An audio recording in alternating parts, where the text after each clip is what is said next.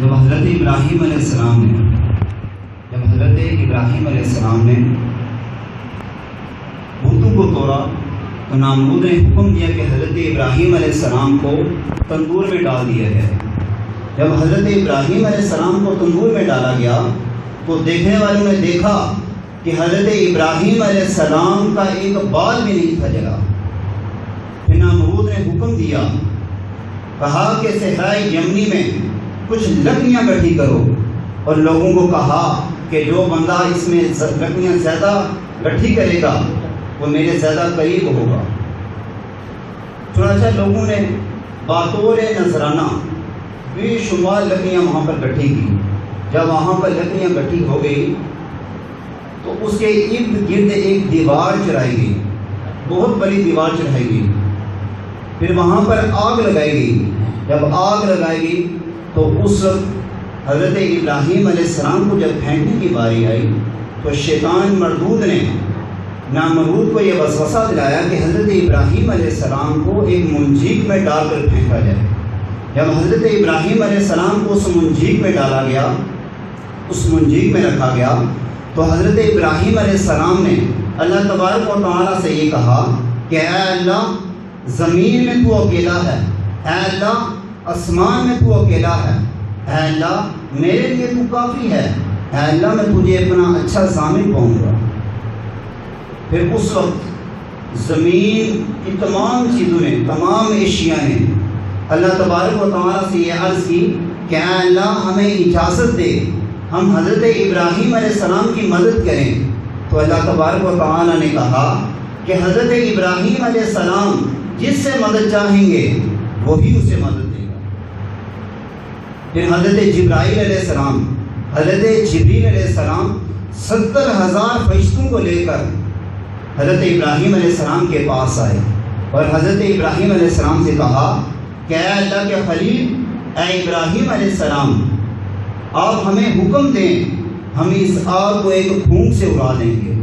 حضرت ابراہیم علیہ السلام نے کہا کہ مجھے آگ سے کوئی کام نہیں۔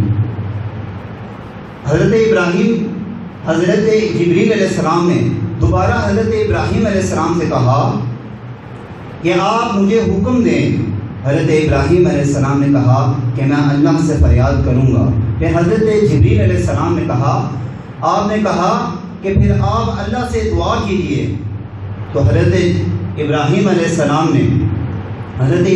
السلام نے کہا کہ اللہ تبارک و تعالیٰ وہ جانتا ہے۔ آپ کا اتنا ہی کہنا تھا کہ اللہ تبارک و تعالیٰ نے فوراً آپ کو حکم دیا کہ آگ ٹھنڈی ہو جا اور سلامتی والی ہو جا۔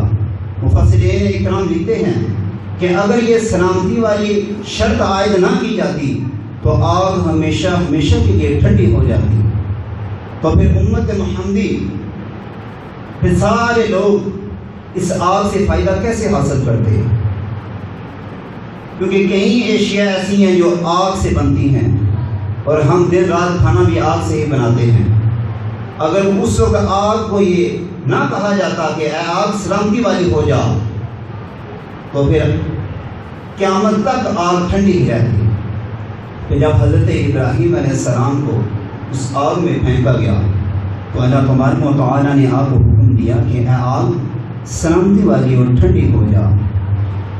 پھر حضرت جبریل علیہ السلام بلور اور جنتی لباس لے کر حضرت ابراہیم علیہ السلام کے پاس گئے اور حضرت ابراہیم علیہ السلام کو وہاں پر تخت نشین کیا گیا۔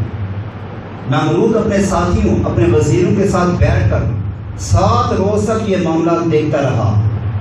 جب اس نے دیکھا کہ حضرت ابراہیم علیہ السلام آگ میں بیٹھ کر حضرت جبریل علیہ السلام کے ساتھ کلام کر رہے ہیں، یعنی بات چیت کر رہے ہیں، تو جب حضرت ابراہیم علیہ السلام آگ سے باہر آئے تو نامرود نے شرمندگی کا اظہار کیا، کہا کہ میں آگ کے رب کے لیے قربانی کرنا چاہتا ہوں۔ حضرت ابراہیم علیہ السلام نے کہا، آپ نے کہا کہ میرا رب تیری قربانی تب تک قبول نہیں کرے گا جب تک تم میرے رب پر ایمان نہیں لاتا۔ تو نامرود وہ مسلمان ہونے کی خواہش تو رکھتا تھا، مگر اسے اپنے تخت یعنی اپنی بادشاہت کی فکر تھی کہ اگر میں مسلمان ہو گیا تو میری بادشاہت چھین لی جائے گی۔ چنانچہ اس نے اللہ تبارک و تعالیٰ کی راہ میں 100 گائے قربان کی اور مسلمانوں کی بہت عزت کرتا تھا۔ پھر نمرود نے ایک بہت بڑا مینارہ تعمیر کروایا تاکہ میں اس کے اوپر چڑھ کر حضرت ابراہیم علیہ السلام کے رب کے حال و احوال معلوم کر سکوں۔ جب اس نے 3 سال لگوا کر یہ مینارہ تعمیر کروایا، جب وہ اس مینارے پر چڑھا تو کیا دیکھتا ہے، اوپر چڑھ کے اس نے دیکھا کہ جتنا آسمان زمین سے دور نظر آ رہا ہے اتنا ہی آسمان اس آخری مینارے سے دور نظر آ رہا ہے۔ چنانچہ نمرود نیچے اتر آیا، پھر ایک زوردار ہوا چلی جس کی وجہ سے اس مینارے کا اوپر والا حصہ وہ گر کر دریا میں گر گیا، اور اس کا جو نیچے والا حصہ تھا وہ جڑ سے اکھڑ کر جو آس پاس لوگ رہنے والے تھے ان لوگوں کے گھروں پر جا گرا۔ ان میں سے کئی لوگ اپنی جانوں سے ہاتھ گوا بیٹھے، اور کافی سارے ایسے تھے جنہوں نے اپنی زبان یعنی وہ اپنی جو ان کی مادری زبان تھی وہ بھول گئے۔ جب ایک دوسرے کے ساتھ بات چیت کرتے تو ایک دوسرے کی یہ زبان نہ سمجھ سکتے۔ پھر نمرود نے 4 کرگس پالے، ایک کرگس ایک پرندہ ہے، 4 کرگس اس نے پالے، اور کئی روز تک انہیں بھوکا رکھا۔ انہیں بھوکا رکھنے کے بعد اس نے ایک اونچی جگہ گوشت کے ٹکڑے رکھے۔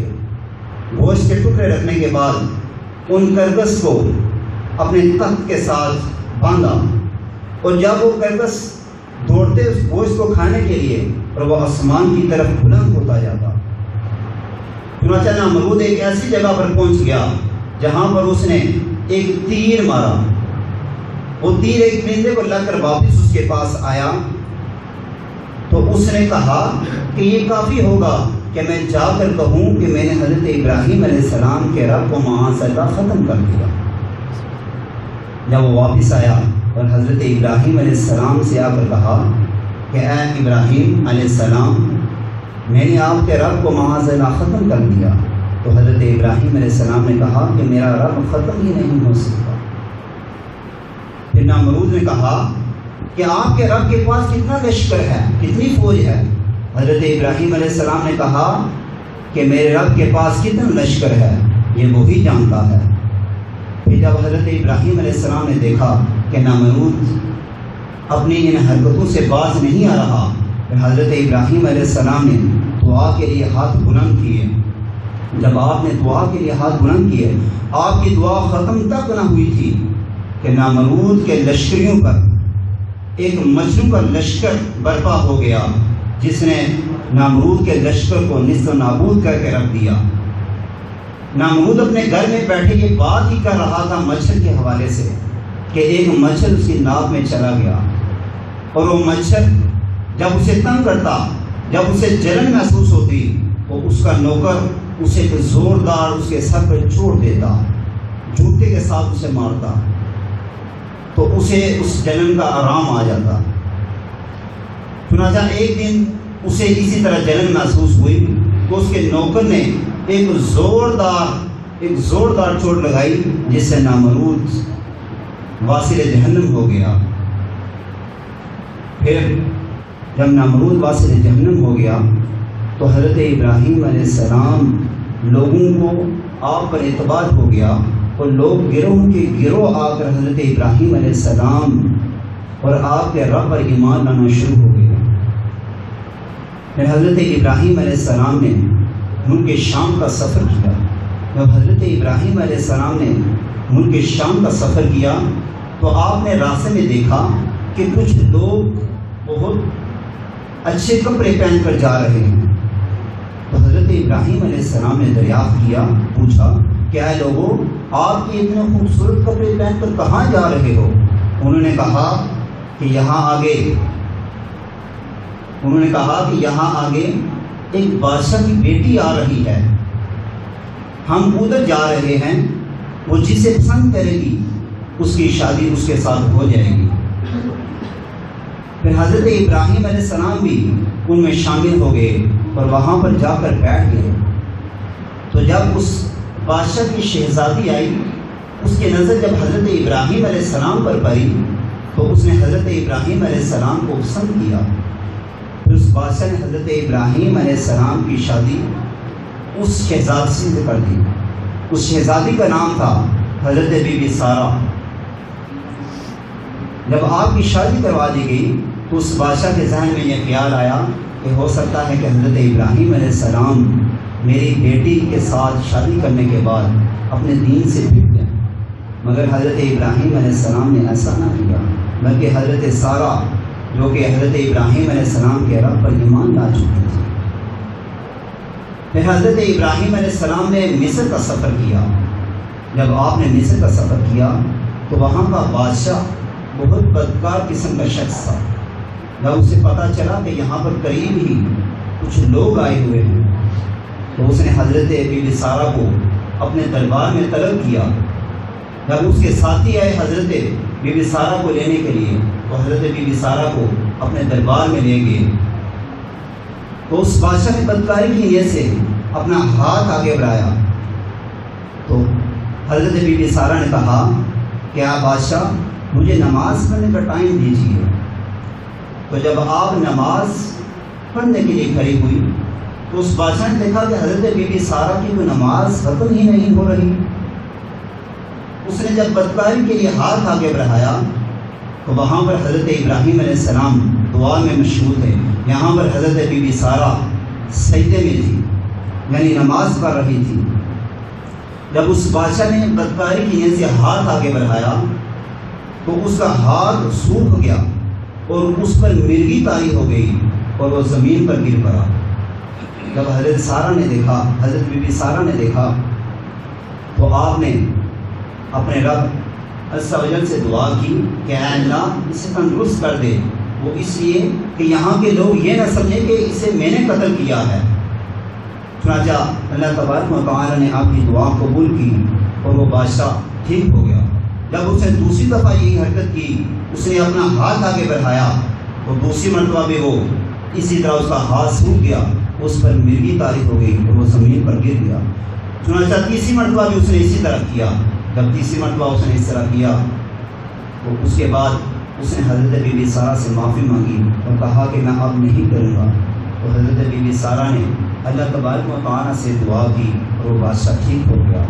پھر اس بادشاہ نے اپنے جو سپاہی تھے انہیں حکم دیا کہ ان جیسی ایک اور عورت بھی ہے، اسے بھی حضرت بی بی سارہ کے ساتھ بھیج۔ چنانچہ حضرت بی بی سارہ حضرت بی بی ہاجرہ کو ساتھ لے کر جب حضرت ابراہیم علیہ السلام کے پاس پہنچی تو حضرت ابراہیم علیہ السلام کو من و عن واقعہ بیان کیا اور حضرت ابراہیم علیہ السلام سے حضرت بی بی سارہ نے کہا کہ اے اللہ کے نبی، اے اللہ کے خلیل، اے حضرت ابراہیم علیہ السلام، میں آپ کو یہ کہتی ہوں کہ آپ حضرت بی بی ہاجرہ کے ساتھ نکاح کر لیں۔ تو حضرت ابراہیم علیہ السلام نے حضرت بی بی ہاجرہ کے ساتھ بھی نکاح کر لیا۔ اللہ تبارک و تعالیٰ سے دعا ہے کہ ہم سب نے جو کچھ سنا اس کو عمل کرنے کی توفیق عطا فرمائے۔